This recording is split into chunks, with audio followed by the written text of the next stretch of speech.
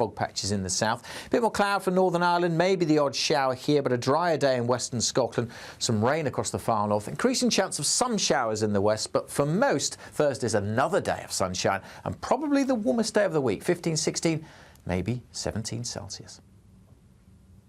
We'll see a cold snap, which will quickly develop into a warm front. Boxed Boiler Repairs, sponsors of weather on GB News.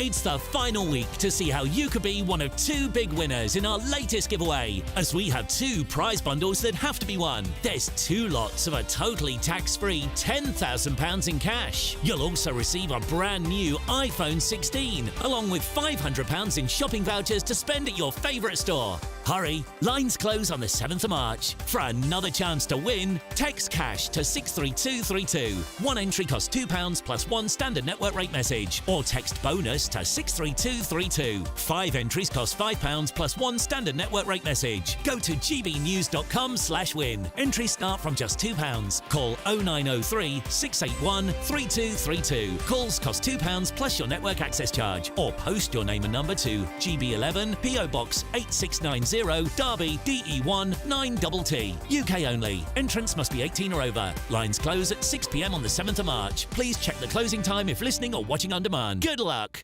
Join me, Camilla Tominey, for a frank and honest discussion with those in power that cuts through the spin and gets to the heart of the issues shaping our nation. You haven't confirmed that you want to stand as leader, but you haven't ruled it out either. This report basically says that he's not fit to stand trial. Is he indecisive? Incompetent? I deliver the dose of reality Westminster needs. That's the Camilla Tominey Show at 9:30 every Sunday on GB News, the People's Channel, Britain's news channel. Mornings don't have to be tiresome, especially if you have the right company. Wake up to news as it happens, opinion and debate, and of course, a little bit of entertainment too. Because when the kettle's on, we're on. That's Breakfast on GB News, a show worth waking up for. Every morning from 6 a.m. Only on the People's Channel, Britain's news channel. We'll spread the news, you spread the word. Good Afternoon Britain isn't just about us. The wonderful thing about this programme is it's about everyone watching. It's an interactive programme. Well, there absolutely is something to see here, and we're going to be talking about it more. Whether it's breaking royal news, Will, please bring us up to date, or indeed a particularly punchy speech in the House of Commons. Very, very curious. We bring it to you live, and then we bring you live reaction as well. That's Good Afternoon Britain, weekdays from midday. Only on GB News, the People's Channel, Britain's news channel. It's Patrick Christie's Tonight, and here we do things differently. It's explaining the absolute madness of this, doesn't it? It's explosive. I mean, this is very good. It's lively. 850. Your government sat there, Sean, and it did nothing. It's controversial. And the Middle East has been in turmoil since before I was born. It's everything you need to kickstart your evening. Everyone's had their Weetabix tonight. I love to see it. That's Patrick Christie's Tonight, weeknights from 9 p.m. Only on GB News, the People's Channel, Britain's news channel.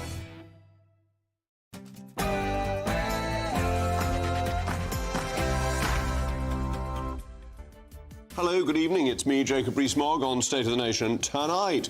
Donald Trump's rhetoric has had an effect. The EU has announced its plan to increase defence spending by more than £650 billion. Took the re-election of Donald Trump for Europe to get serious, but will it be enough? Another day passes and yet another human rights deportation scam emerges. This time an Iraqi has been granted the right to stay after claiming he's become too westernised. British farmers have been busy reminding the public that Labour's brutal tax regime will not only devastate the agricultural industry, but could also make British pancakes more expensive in time for Lent.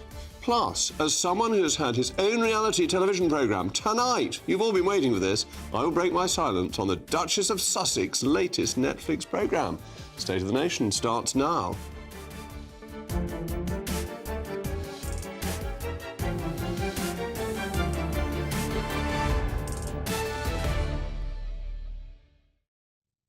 I'll also be joined by my most pugnacious panel, the former editor of The Sun, Kelvin Mackenzie, and the author and journalist, Michael Crick. As always, it's a crucial part of the programme. I want to know your views. Mailmog at gbnews.com. But now it's your favourite part of the day, the News Bulletin with Samuel Francis.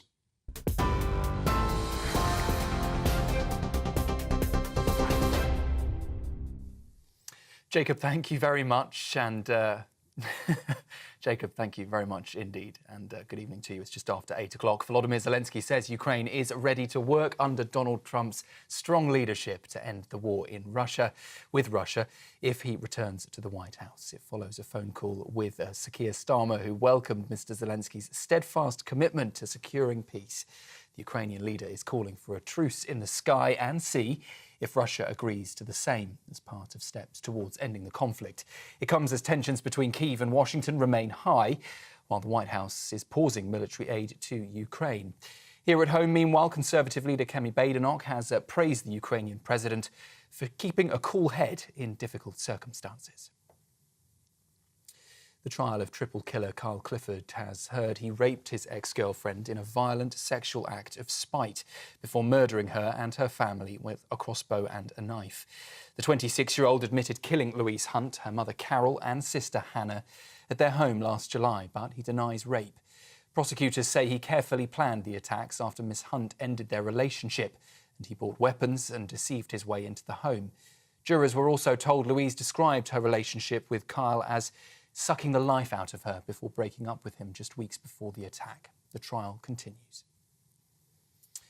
A manhunt is underway tonight after a teenage boy was shot dead in broad daylight in London. The 16-year-old was found with gunshot wounds this afternoon in Clapham, but sadly couldn't be saved. No arrests have been made so far as police are racing to identify the victim and contact his family. Officers are now combing CCTV and speaking to witnesses with the crime scene still in place. The Met Police say that they will continue their investigation.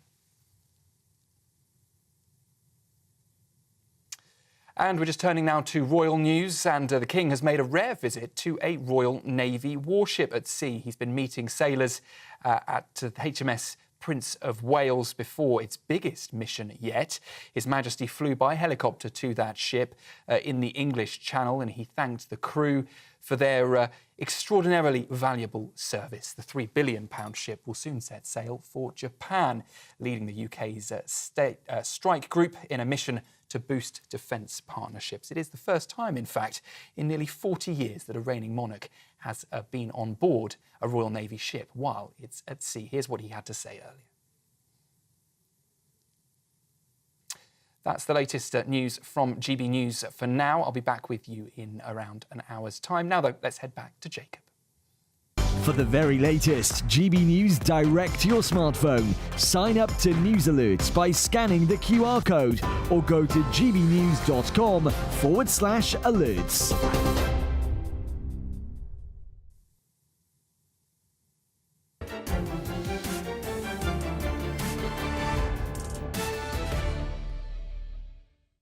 Welcome back to State of the Nation via some pancakes. Anyway, in economics, the term creative destruction was used by Schumpeter to show how breaking up old systems could regenerate economic activity and lead to prosperity. Is Trump the political equivalent? The destruction was clear last week. The meeting with Zelensky deteriorated in a way that's never before been televised. The Ukrainian president was booted out of the White House, and supplies to his country to help it fight Russia have abruptly been cut off. This has had two monumental effects. The EU has followed in the footsteps of the UK to boost defence spending. It is proposing a £650 billion fund, while Starmer, Sir Keir, took the politically brave step, particularly for a socialist, of cutting overseas aid to boost defence. The US will no longer have to bear the bulk of the bill for the defence of the Western world. Other NATO members are now going, at least beginning, to take some responsibility for themselves. The second effect is that Zelensky has now proposed a ceasefire and wants to cooperate with America to sign a mineral deal and to secure peace. Watching Macron and Starmer last week was fascinating, as they both sought to charm the American president. His meeting with Zelensky, on the other hand, was grim. Yet Macron and Starmer were right to be so obsequious, as US power is the reality. Trump has the focus and the money to help or hinder Ukraine, and currently no one else does. His shock tactics have changed international politics. But who will be the winner? A stronger NATO, better funded by its other members, will certainly deter future Russian aggression, but a perceived victory for Putin does the reverse. Trump is playing cards for high stakes, but he seems to have gone nap on shaking things up. The old, polite international order seems to be fading away. The facade of equality between Europe and the US has been shattered. Raw, visceral power exudes from Washington. But will it avert World War III or precipitate it? Ultimately, is it more creative or more destructive? As ever, let me know your views via mailmog@gbnews.com. Well, I'm joined now by the historian and journalist Owen Matthews. Owen, thank you very much for joining me. How do you put this in an historic context, what Donald Trump is doing, and how should the allies of the United States respond? Well, you're right, Jacob, that it's an extraordinary moment, and the creative destruction seems to be working.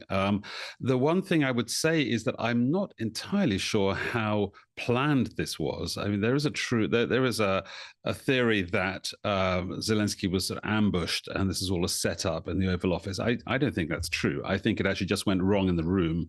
First 40 minutes, if you watch the whole of that meltdown, was perfectly cordial. Then it all went south. So I don't think that there's necessarily a deep strategy that of humiliating Zelensky and then sort of coming back to him. But clearly, it's been extremely effective, this double whammy of withdrawing aid and then just hours later getting J.D. Vance to go on your colleague Sean Hannity's show on Fox News and saying, well, actually, the door is open if Ukraine is willing to talk peace. And guess what? Literally within hours, Ukraine is talking peace. It's hard to think of a historical parallel of a relationship where that kind of bullying has worked. That kind of high pressure diplomacy has worked. Previous administrations have been certainly more collegiate, but of course, if you look back at the famous, sort of much vaunted and extremely important relationship between Roosevelt and Churchill, Roosevelt took his pound of flesh almost Trump style. I mean, we have forgotten that Roosevelt demanded all of the British Empire's gold reserves, plus we were repaying Lend-Lease until right up until the 2000s. You surely remember it when you were in government.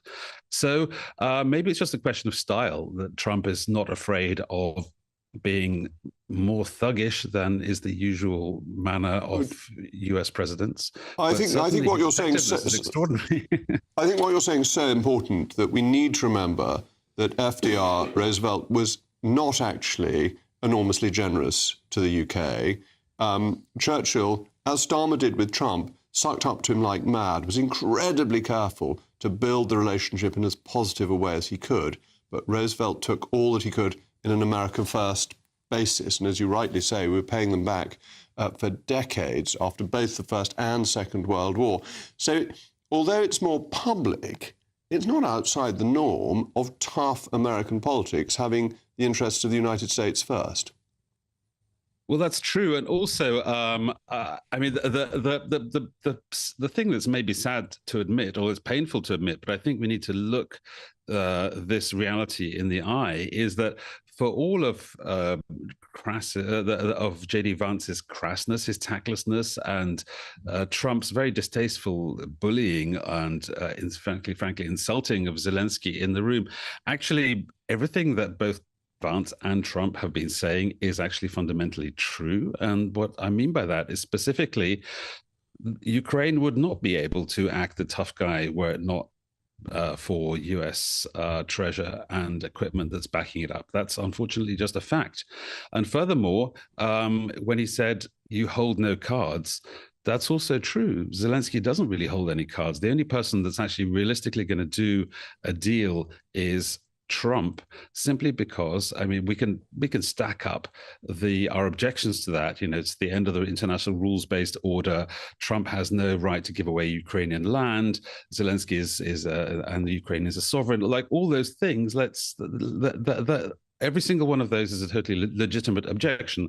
But actually, if you set against that the fact that on their own, neither the Ukrainians nor the Europeans are actually going to have any kind of cut through with the only person that can actually stop this aggression. And it's the person that started it, that is Vladimir Putin.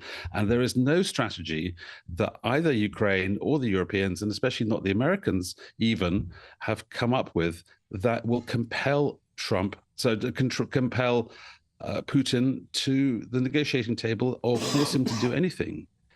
Well, thank you very much, Owen, for that very clear exposition. I'm very grateful to you. I'm now joined by a friend of the programme, the defence editor of the Evening Standard, Robert Fox, as well as my pugnacious panel, Kelvin Mackenzie and Michael Crick. Robert, let me come to you first, because I think Owen was saying something really interesting about the rules-based order. But the rules-based order was always really based on raw power underneath it, wasn't it? And that America is showing its raw power now. Put a little caveat. Some things worked when you had really reasonable people. The way that Reagan, Thatcher cooperated with Gorbachev, and that was even recognised in what should be the template speech for understanding what Putin is up to, which is what happened at the Munich Security Conference in 2007. He stated exactly what he wanted. He dissed the pretensions of NATO. It's not to bring security and peace. He said it's to encroach your power and I'm going to push you back, and he's never resiled from that. But you had the Conventional Forces Europe, you had the intermediate nuclear forces thing, which were taken away steadily by a combination of American presidents. Obama was never particularly interested, but particularly Trump and Putin, and that's where we are.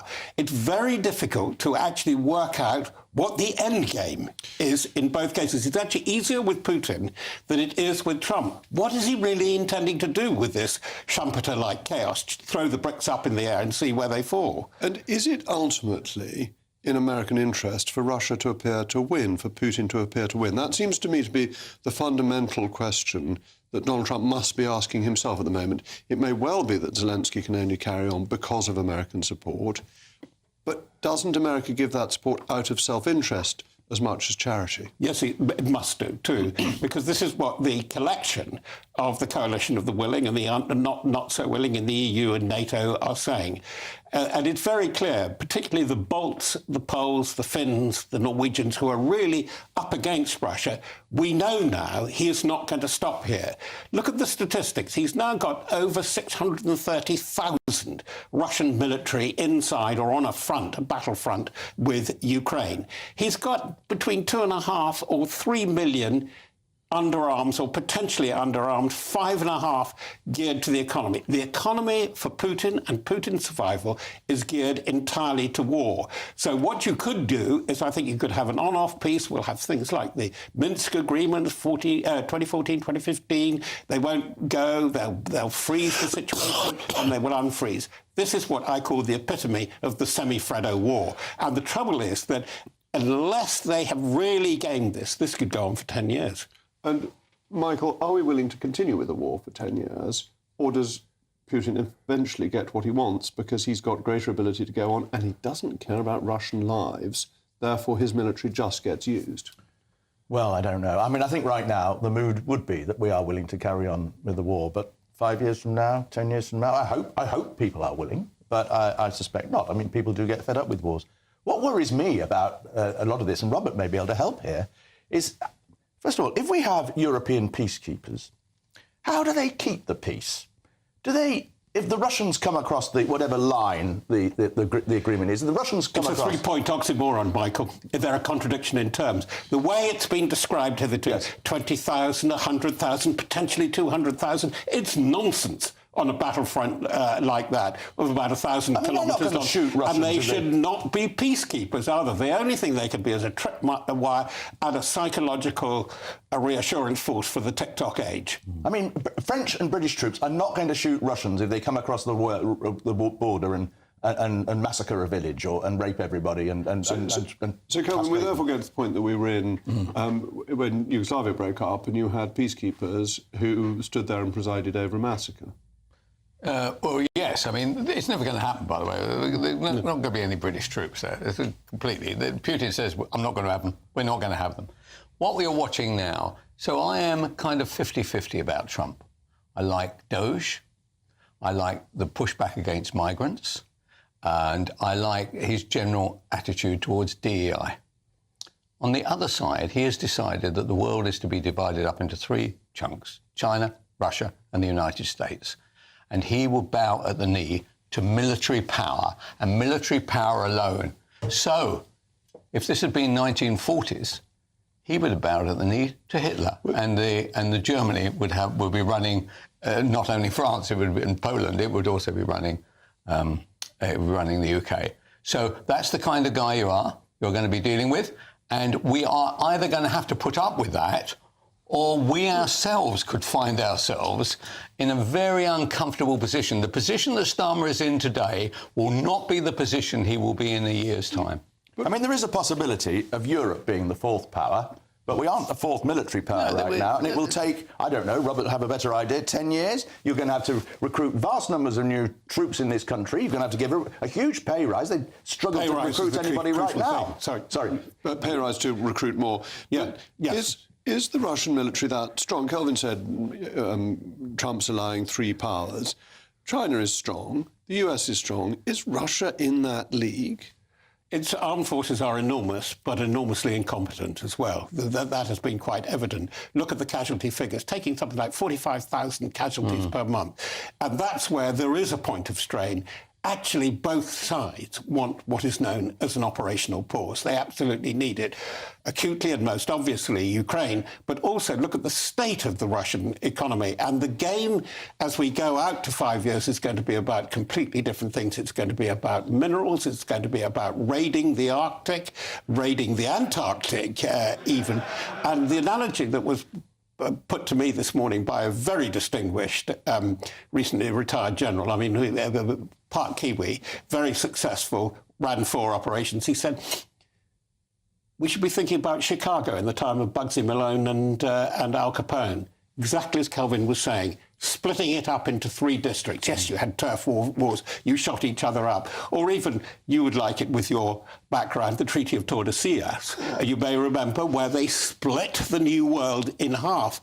There does seem to be some image like that in Trump's mind.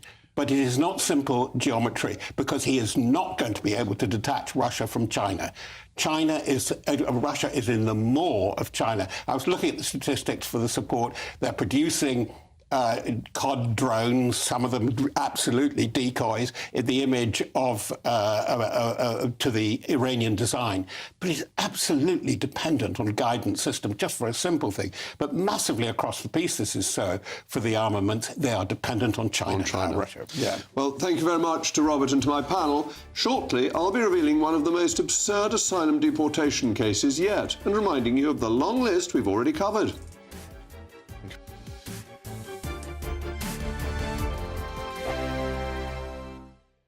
If you want your news to be straight talking, this is a nightmare for the Conservatives again. Down to earth. It's not just Nottingham where this is happening, is it? And most importantly, honest. Hard-working, middle-class taxpayers, they'll get their book thrown at them. Then catch me, Martin Daubney, Monday to Friday, 3 till 6 p.m. on GB News, Britain's news channel. Britain's newsroom, weekday mornings from 9:30. So many people I know this applies to. We are terrified of driving in that because you're literally getting blinded now. What's going on here? You are. I'm going to be a little bit contentious, though, and say that bright headlights have actually come about in order to make roads safer. Because if, like me, you've had experience of driving older cars, you'll know just how appalling the older style headlights can be. And in fact, you can't actually see very clearly the road ahead. So the new xenon and LED headlight technology actually stemmed from a racing background when cars were racing at night in order to make the roads brighter. Now, I'm not saying that it's not a problem for drivers, but I do sort of think that, this possibly could be part of the whole culture of people liking to have something to complain about. And they kind of need to learn, and I think this really should be part of the driving test. You need to learn how to drive at night and not to look directly into the headlights that are coming towards you. But the RSC survey also shows, Amanda, that it suggests that there's been at least 200 road accidents which could be directly attributed to people being dazzled by the light. So that can't be good. No, exactly. And I mean, I'm not belittling the accidents, and I'm certainly not belittling the people who have problems, particularly things like cataracts, which can really be a problem for nighttime driving. And it is a really serious problem when it comes to safety, admittedly. But again, I just feel that, you know, bright headlights actually essentially make the road safer. We've got far more people travelling on the roads these days than we've ever had at any point in history. And so by virtue of the fact, we are going to see these numbers rising because, of course, there are going to be more people who are going to be dazzled by the headlights. The People's Channel. I'm Christopher Hope. From pop stars to politicians, I'll interview anybody in a pub who's got a political opinion. Join me every Friday on Spotify, Apple Podcasts, YouTube or gbnews.com, or wherever you get your podcasts. This is GB News, the People's Channel. This is Britain's Newsroom, where your voice matters. It's just astonishing. With expert analysis and honest opinion, we don't just keep you informed. We bring you unique perspectives you won't see anywhere else. Can't argue with any of that. When the news happens, it happens here. On Britain's Newsroom, weekdays from 9:30 a.m. Only on GB News.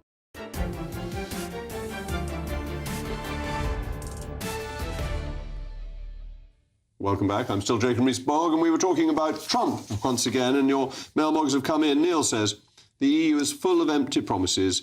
It will now retreat as peace seems on the horizon in Ukraine, thanks to Trump. And Gordon says, well, there is a similarity between Trump and Putin.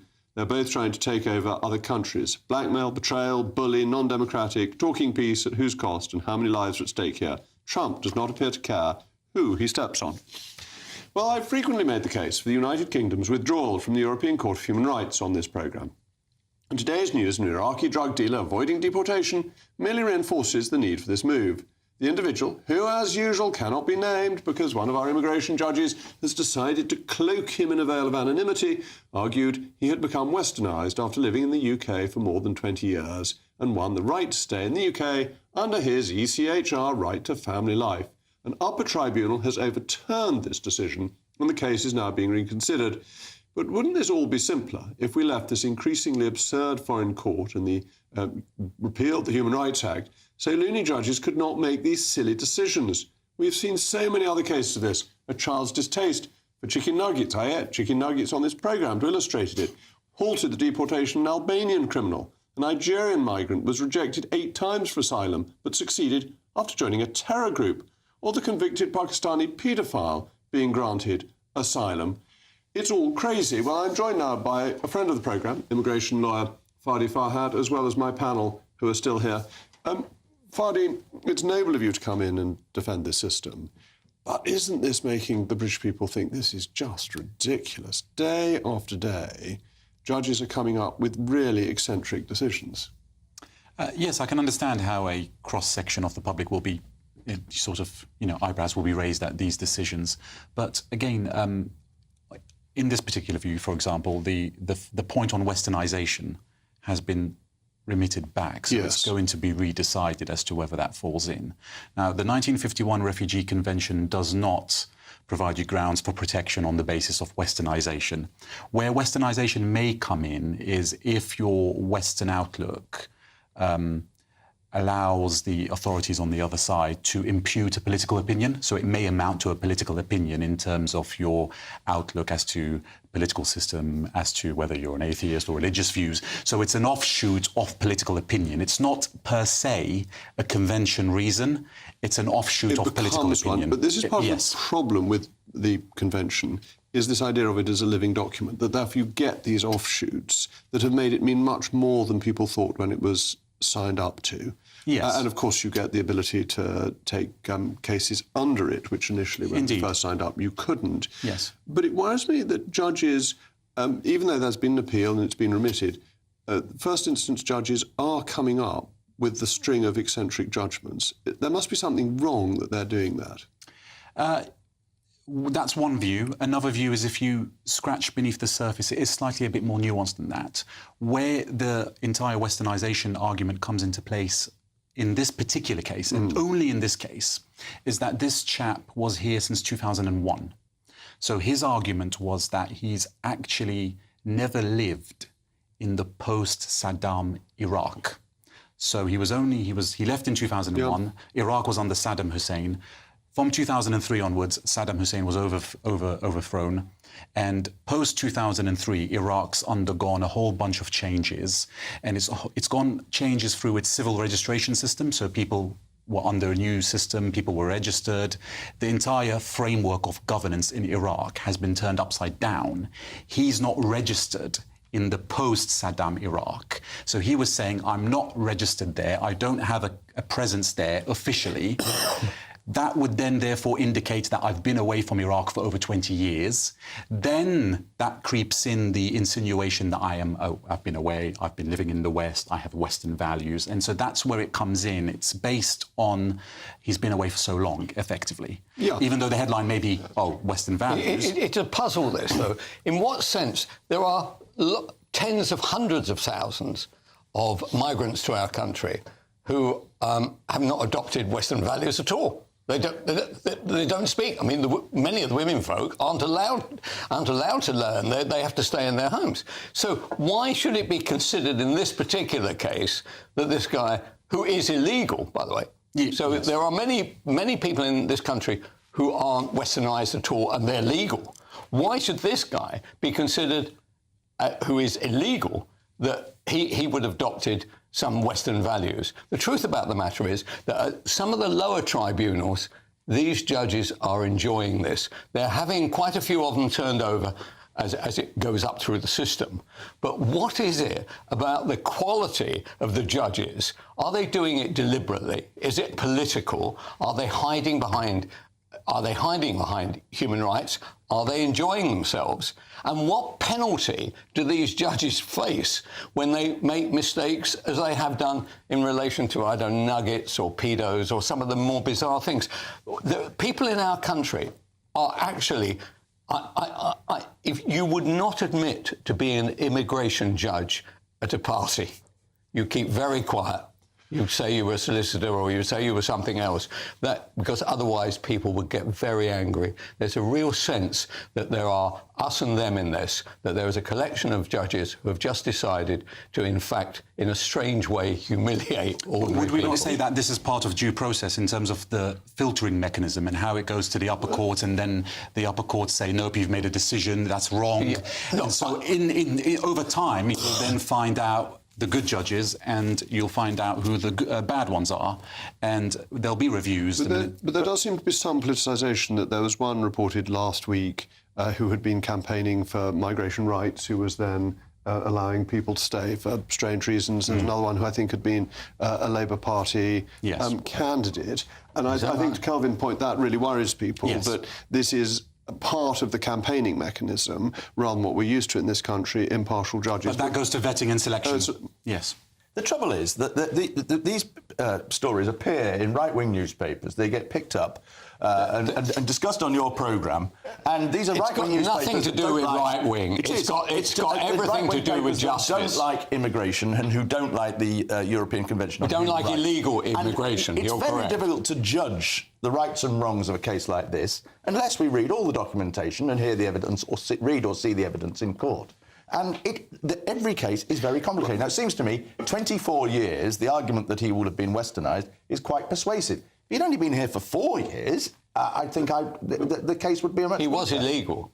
Well, let's just face that. Michael, that sounds like you, because that's the argument that desperate politicians use when they're trying to avoid answering the question. They say, we haven't got all the facts, I don't know all about it, and you hear it on the radio every morning. Well, none of us have the facts. It basically means that they don't want to discuss it. All right, what's the question, and I'll try and answer it. That's right. You're getting as bad. But if we're afraid that this particular decision is going to open the floodgates, I do not think there are many Iraqis living in the UK who are still a relic of the Saddam Hussein regime, who've never lived in the post-Saddam Iraq. There are just not many lying around who've been here since 2001 and still have their matter unresolved. But this type of case encourages people to delay. So last week it was reported a case of Albanians who were fighting their deportation to Belgium on the grounds that Belgian prison cells were too small. Yes. That takes years. Yeah. After the years have expired, they then say, well, we've been here so long, we shouldn't be deported anyway. You lay down ties and roots and connections, and then that becomes a fresh basis. And therefore the whole system fails to work, which seems to me... Well, there's one going through the courts now, I think. It's taking 14 years. Yeah. And by the way, the lawyers, why we're all here, right, on a Tuesday night when we could be making an absolute fortune by being an immigration lawyer. I mean, the money that must be made, and it's our money because it's all coming through legal aid anyway. But in terms of the Albanian case, that sounds bonkers, but we don't know all the facts. All right, well, thanks, Farian, to my panel, and to Michael sounding like the politicians he used to quiz. In a moment, I'll be speaking to one of the farmers who attended today's protest against Labour's brutal death duties hike.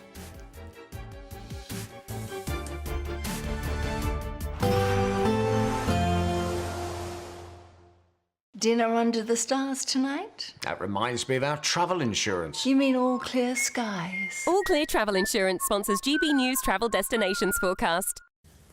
Plenty of warm sunshine across southern parts of the UK this week, but it'll also be fine in Italy. Meanwhile, unsettled in Spain with increasingly wet and windy weather developing. Those showery outbreaks of rain also pushing into Madeira, but the wettest spot will be eastern parts of Spain, the Balearics, where it will be very windy in addition to the wet weather. Italy, largely dry with sunny spells, likewise for Greece, albeit with a gusty wind. And similar weather is expected to last throughout much of the week. All Clear Travel Insurance sponsors GB News travel destinations forecast. Join me, Camilla Tominey, for a frank and honest discussion with those in power that cuts through the spin and gets to the heart of the issues shaping our nation. You haven't confirmed that you want to stand as leader, but you haven't ruled it out either. This report basically says that he's not fit to stand trial. Is he indecisive? Incompetent? I deliver the dose of reality Westminster needs. That's the Camilla Tominey Show at 9:30 every Sunday on GB News, the People's Channel, Britain's news channel. GB News Breakfast, every day from 6 a.m. Well, it's an ice sculpture of an older man living in poverty, and it's been unveiled at the Tate Modern. But this is for an issue that I know basically all of our viewers and listeners, and ourselves included, really do care about. Yeah, the activity was organised by the charity Independent Age, and it's to raise awareness of the dire financial struggles facing some older people. Rob Trueheller is a 68-year-old pensioner who the ice sculpture depicts. Now, he's had his winter fuel payment cut off following Labour's tax raid. Yes, and taxi driver Rob Trueheller joins us now alongside the Head of Policy and Influencing at Independent Age, Morgan Vine. Welcome both. Thank you very much indeed for joining us. Start with you, Rob. I mean, what does this sculpture mean to you then? Well, it's there to... it's a focal point for people to look at and to understand that there's a lot of pensioners in poverty. You know, the winter fuel allowance, which was a mere spit in the ocean, really, £250 for each person, makes a heck of a difference when, you know, electricity prices, etc., are going up. Talk to me about how this idea came about then and what Independent Age does. So Independent Age is a national charity and we provide free independent support to older people living on a low income. We try and make sure that they're getting all of the money they're entitled to. And we also use the evidence that comes through our services and through the grants that we give out to try and work out some of the systemic problems. And one of those is that older people just don't have enough money to live on. As Rob said, they're not receiving the money they're entitled to, many of them. But even for those people that are receiving that money, it's often not enough to live on. So we think that there's more that the UK government and companies and others can do to try and improve the situation. Yeah. GB News, the People's Channel. Mornings don't have to be tiresome, especially if you have the right company. Wake up to news as it happens, opinion and debate, and of course, a little bit of entertainment too. Because when the kettle's on, we're on. That's Breakfast on GB News, a show worth waking up for. Every morning from 6 a.m. Only on the People's Channel, Britain's news channel. We'll spread the news, you spread the word.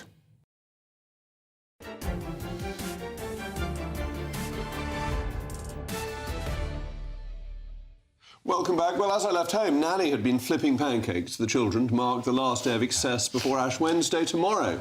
And farmers from across the UK have gathered in Whitehall once again to highlight the cost of food production and protest against Labour's plans to increase death duties.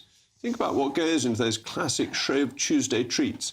Eggs, flour, milk, butter, sugar, all made possible by British farmers. Yet, as many give up sugar or booze for Lent, these farmers are calling on Keir Starmer to give up what they see as a crippling tax rate on their livelihoods.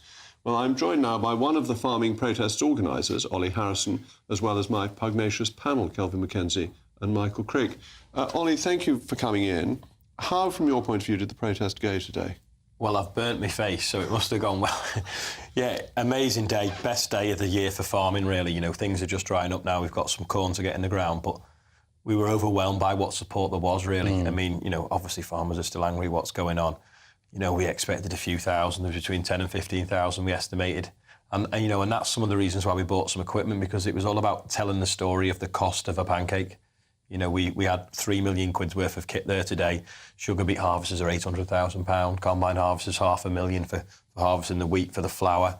We had a forage harvester which we use for feeding cattle, you know, because you need milk. You know, all these different things. We brought all them, and it was an education piece. And, you know, we had lots of MPs coming out to see us. Not many red ones, but we did bump into Darren Jones on the road as well. So you've been inspired. It's really important to get this across, isn't it? Because when people say, well, 1 million or 2 is going to be free of death duties, and they think it's 4 combine harvesters, that's not an awful lot, is it? That the cost of the equipment you have is so high that if death duties applied to it and you had to sell the equipment, your children can't carry on farming. It really is the level of investment that's tied up in these tools of our trade.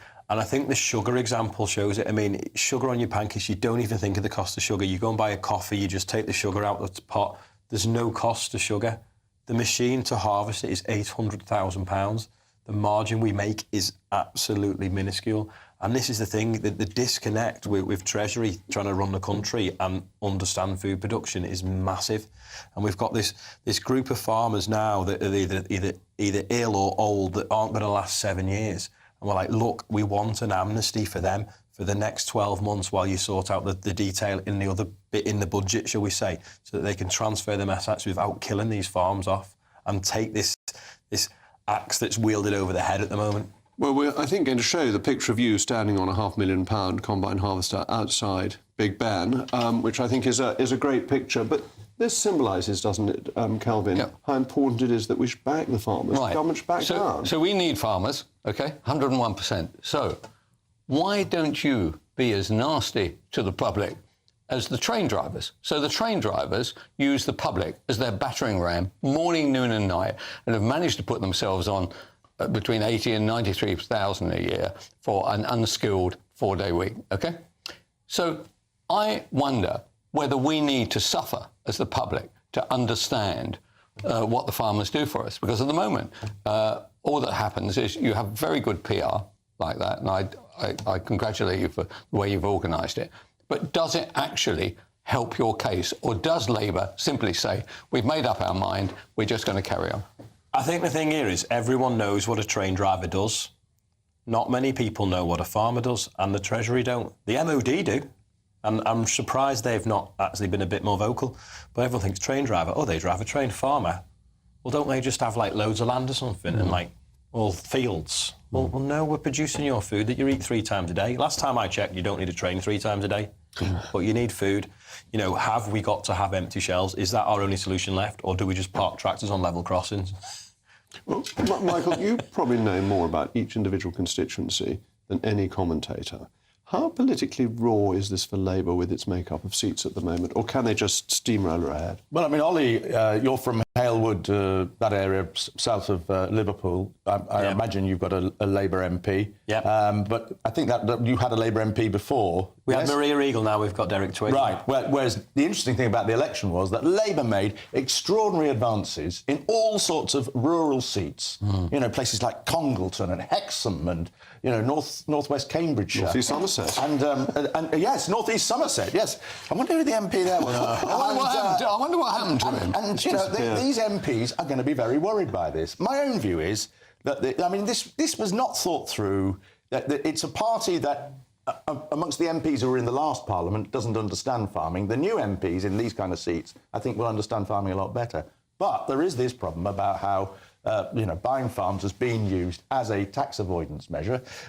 Jeremy Clarkson is quoted as saying that that's why he bought his farm. At that, the Treasury does need to crack down on, I think, and I think most of the public would agree with that. But I think they've gone too far with this measure, just in the same way they did with the national insurance increase. But, Ollie, the difficult question for you is how do you balance maintaining public support, which at the moment is enormous, with Kelvin's suggestion that you become more aggressive? Yeah, well, in order to disrupt the public, shall we say, which we don't really want to get to, they need to know why. So that's why it's about education. Just a random fact about MPs. Maria Eagle has actually driven that combine. Just remember Is she that. any good?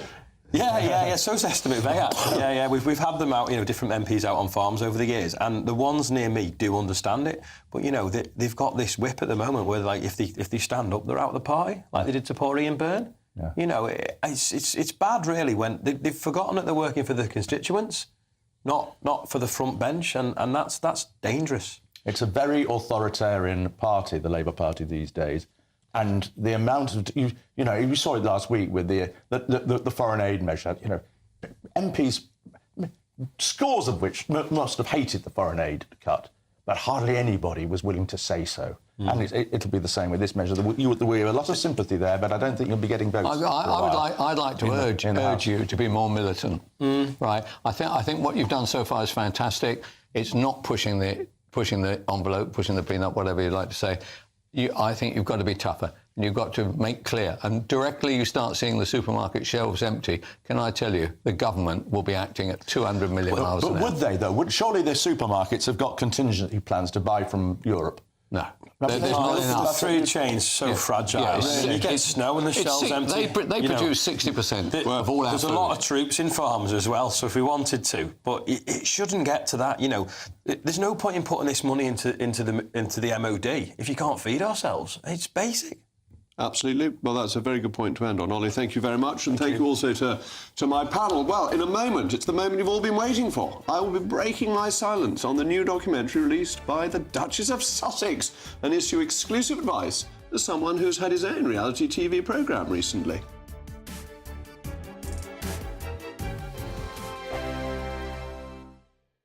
Evening. Yes, it's time for your latest weather update from the Met Office here on GB News. Another cold one in the south tonight, so a frost first thing tomorrow and some dense patches of fog. For many, though, it's another day of sparkling spring sunshine. The main difference to that will be across the far northwest, where these weather fronts are bringing rain currently, and they'll linger for much of tomorrow. Quite a wet evening across the northwest. That rain just trickling down towards Glasgow. We'll see some patchy rain across the north of Northern Ireland especially, but further south, most of England and Wales staying dry. A bit more cloud across northern England, North Wales, but clear skies in the south, allowing that frost.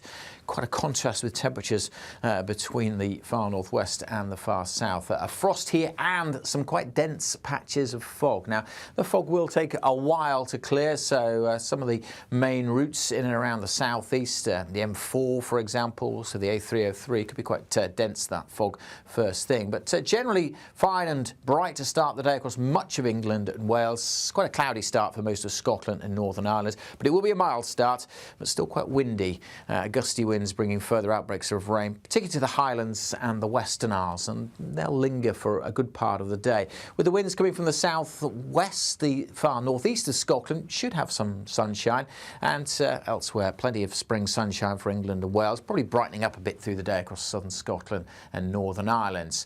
The wet weather, that will persist in the northwest, feeling quite cool here, I imagine, but temperatures widely are well above average, and in the sunshine, look at that, 14, 15, maybe even 16 degrees Celsius. Another chilly start on Thursday. Again, the possibility of a few fog patches in the south. A bit more cloud for Northern Ireland, maybe the odd shower here, but a drier day in western Scotland. Some rain across the far north. Increasing chance of some showers in the west, but for most, Thursday's another day of sunshine and probably the warmest day of the week. 15, 16, maybe 17 Celsius.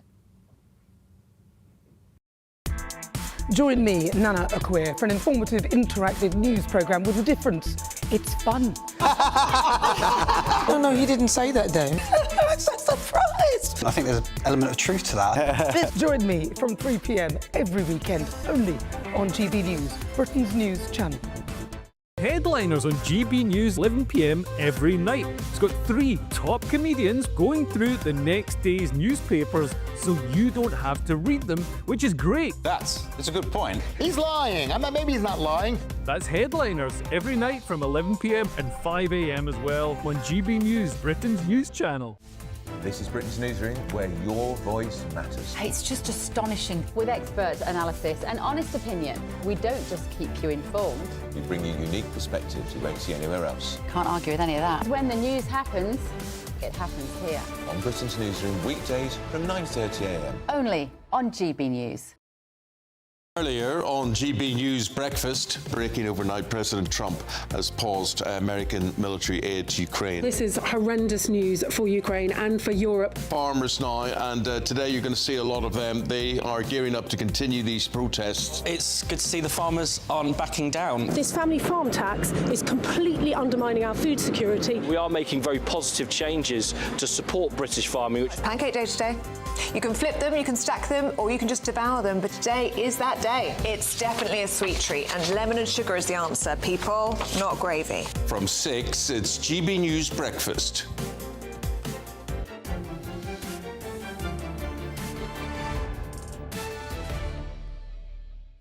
Welcome back, and I certainly wouldn't have gravy with pancake. What a horrible thought.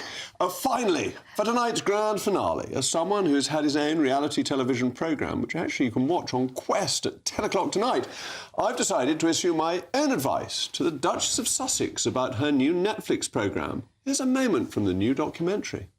People would watch this and go, right, but I don't have all this space at home. And that's why I think the value of what you've done with the idea of urban farming, or even if you're just in a little flat in London or a small apartment in the city, what people can do that can feel like they have some small piece of this.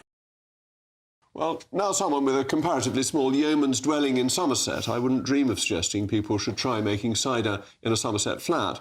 But perhaps the broader point is that while the Duchess yearns for relevance and popularity, is she potentially missing the point? Well, I'm joined now by the wonderful royal biographer and friend of the programme, Angela Levin. Angela, thank you for coming in. Delighted to be here. Isn't this slightly de haut en bas to tell people how in their little cottages they can live like a princess?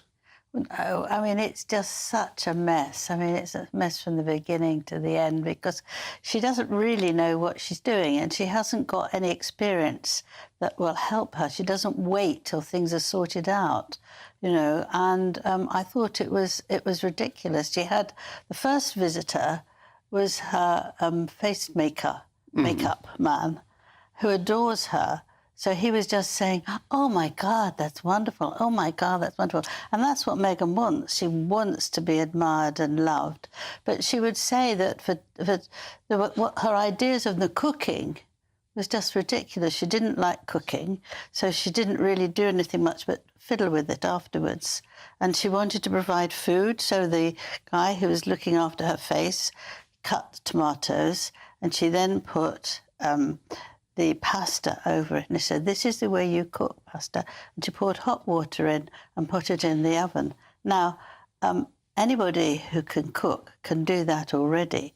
So to think that this will get her loads of people turning in for her ideas on cooking is nonsense. But if you're a duchess, don't you have a cook?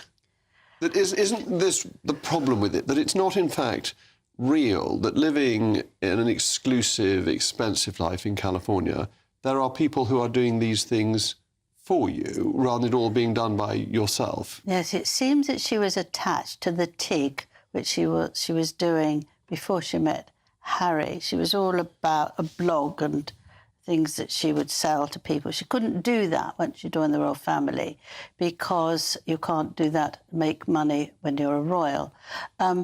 But she resents that she stopped it. She's gone on and on and on about it for 5 years, and that spoilt her. And coming back to food, to be in charge, she couldn't be more happy. She was dancing about without no shoes on and having a lovely time. And it was just quite sad, but also ridiculous. But isn't it rather wonderful that she's enjoying this and communicating with people? Isn't it quite difficult for royals that they're expected to live an expensive and lavish lifestyle, but they're not allowed to earn any money? And we can't have it both ways, as the loyal subjects of His Majesty, that royals either have to earn their living or they have to be properly funded. Well, they've got loads of money. They've got millions and millions and millions of pounds. Their house has got 16 bathrooms.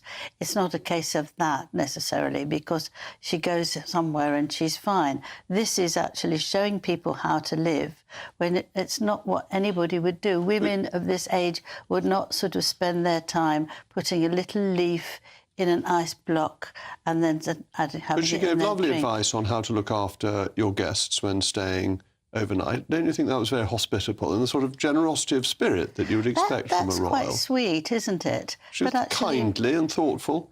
And her best advice, which I think we can show a clip of, she told people to make ice from mineral water. I think we've got that to show. Not just use tap water. The ice cubes just come out a little bit cloudy. Do you ever put cold sparkling water in your eggs before you scramble them? You don't want to use tap water for your ice because it becomes cloudy.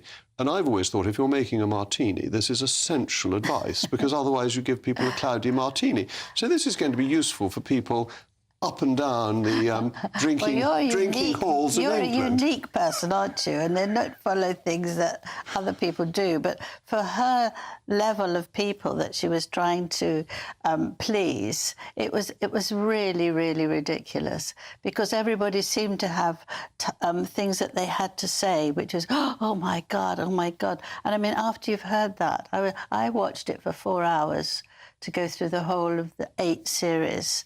And you saw that everybody said something to say how wonderful she was. I mean, it's very sad. She needs people to think that she's marvellous.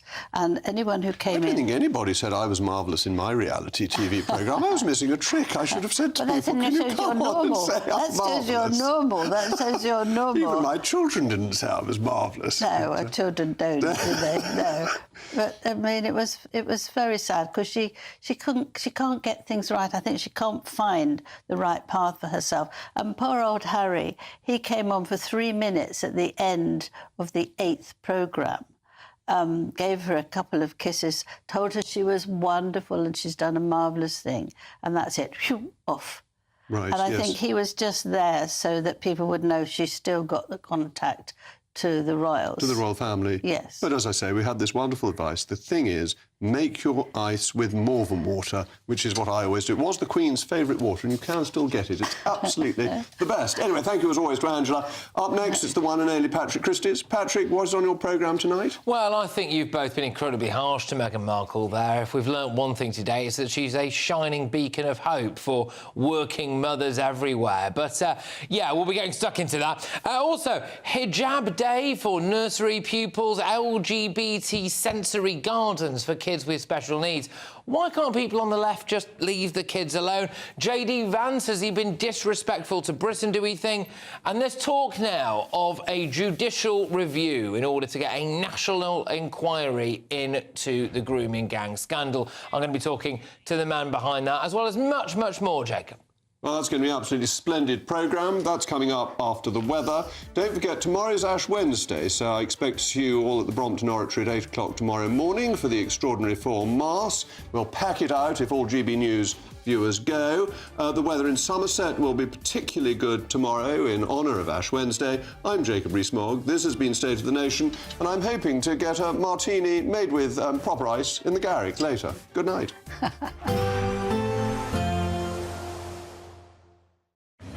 Even though we'll see a cloudy start, it'll be a bright outlook for the rest of the day. Boxed Solar, sponsors of weather on GB News. Evening. Yes, it's time for your latest weather update from the Met Office here on GB News. Another cold one in the south tonight, so a frost first thing tomorrow and some dense patches of fog. For many, though, it's another day of sparkling spring sunshine. The main difference to that will be across the far northwest, where these weather fronts are bringing rain currently, and they'll linger for much of tomorrow. Quite a wet evening across the northwest. That rain just trickling down towards Glasgow. We'll see some patchy rain across the north of Northern Ireland especially, but further south, most of England and Wales staying dry. A bit more cloud across northern England, North Wales, but clear skies in the south, allowing that frost quite a contrast with temperatures between the far northwest and the far south. A frost here and some quite dense patches of fog. Now, the fog will take a while to clear, so some of the main routes in and around the southeast, the M4, for example, so the A303 could be quite dense, that fog, first thing. But generally fine and bright to start the day across much of England and Wales. Quite a cloudy start for most of Scotland and Northern Ireland, but it will be a mild start, but still quite windy. Gusty winds bringing further outbreaks of rain, particularly to the Highlands and the Western Isles, and they'll linger for a good part of the day. With the winds coming from the south-west, the far northeast of Scotland should have some sunshine, and elsewhere plenty of spring sunshine for England and Wales, probably brightening up a bit through the day across southern Scotland and Northern Islands. The wet weather that will persist in the northwest, feeling quite cool here, I imagine, but temperatures widely are well above average, and in the sunshine, look at that, 14, 15, maybe even 16 degrees Celsius. Another chilly start on Thursday. Again, the possibility of a few fog patches in the south. A bit more cloud for Northern Ireland, maybe the odd shower here, but a dry day in western Scotland, some rain across the far north, increasing chance of some showers. But for most, Thursday's another day of sunshine and probably the warmest day of the week, 15, 16, maybe 17 Celsius.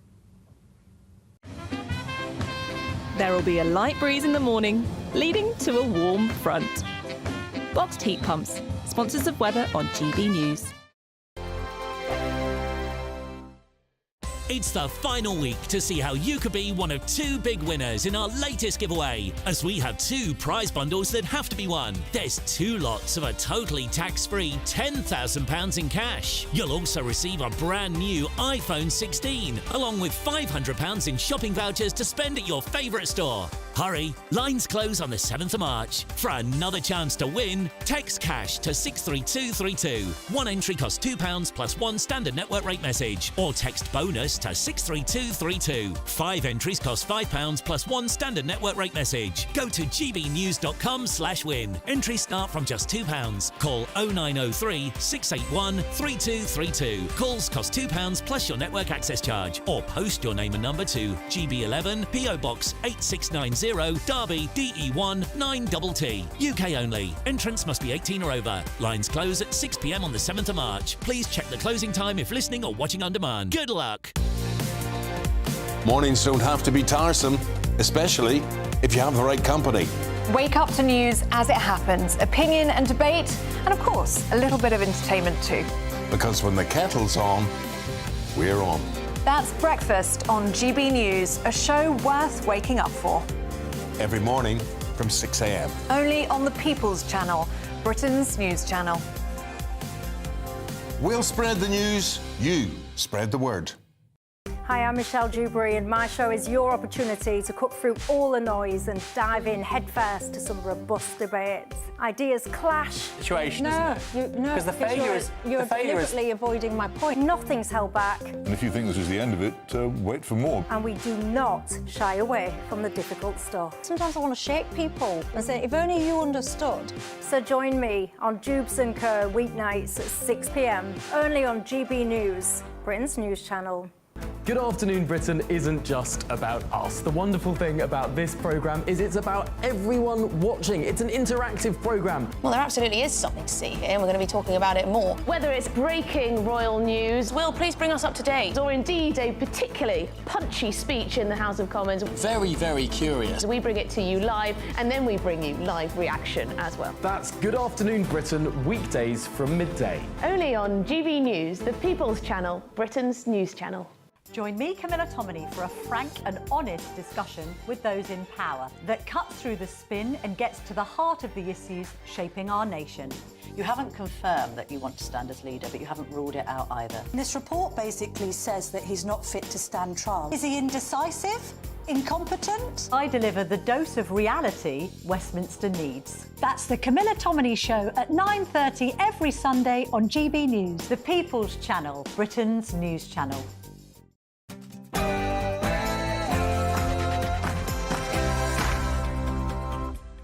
It's 9 p.m. I'm Patrick Christie's. Tonight, Meghan, I want to ask about your look. My who? Your look. Your look, Meghan. Oh, my look. Meghan Markle has been absolutely panned for her Netflix monstrosity. I don't think anyone in the world knows that Meghan Markle has eaten Jack in the Box and loves it. It's so funny, too, that you keep saying Meghan Markle. You know I'm Sussex now. Oh, it's insufferable. Right? You did a great job. Make it stop. I've had to sit through it all, OK? And I've got my takedown at 9 p.m. Also tonight.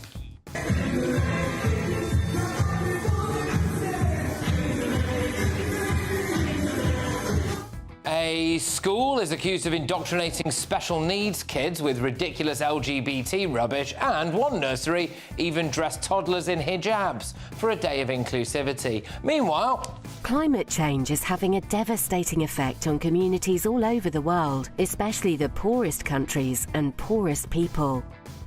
The Church of England chooses to mark the start of Lent by pushing for net zero, and 20,000 troops from some random country that hasn't fought a war in 30 or 40 years. It's fair to say J.D. Vance's comments have divided opinion. J.D. Vance is wrong. Wrong, wrong, wrong. I don't think he actually said that. I think a lot of people are getting carried away. Has Vance disrespected Britain? On my panel tonight is broadcaster and columnist Esther Krakow, GB News presenter Alex Armstrong and journalist Jonathan Liss. Also this evening... Yes! Yes! Huge floods sweep Gran Canaria, and check this out from the Serbian parliament.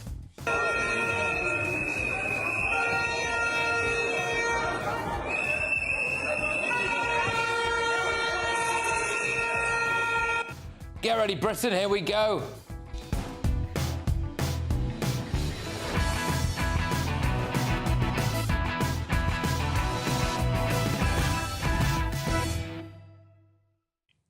I'd say that Meghan Markle was insufferable, but that would be an insult to the insufferable. Next.